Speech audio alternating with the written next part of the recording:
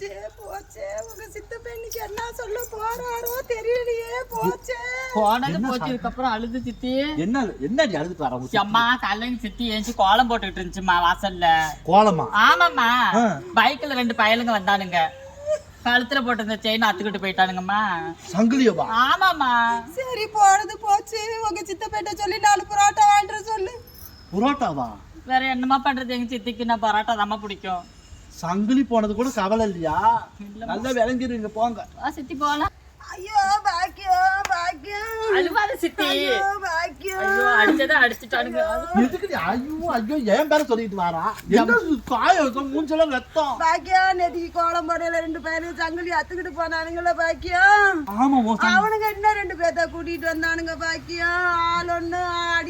ஒண்ணு தடி ஒண்ணு அடிச்சு விட்டானுங்க பாக்கியம் ஐயோ உடம்பெல்லாம் வலிக்குது பாக்கியம் அவனுங்களே வந்து அடிச்சுட்டாங்க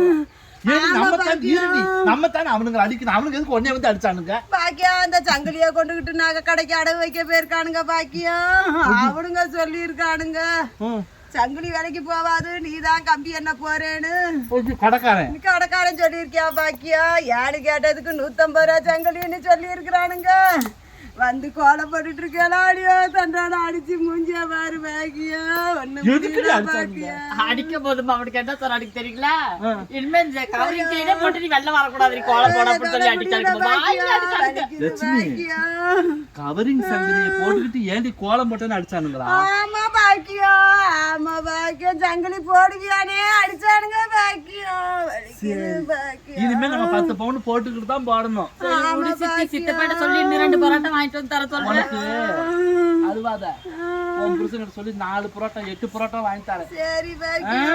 போயிட்டுமா சங்கிலி போனாலும் பரவாயில்ல 4 புரோட்டா வந்தா வாங்கி கொடு பாக்கியம் 4 புரோட்டா போதும் பாக்கியம்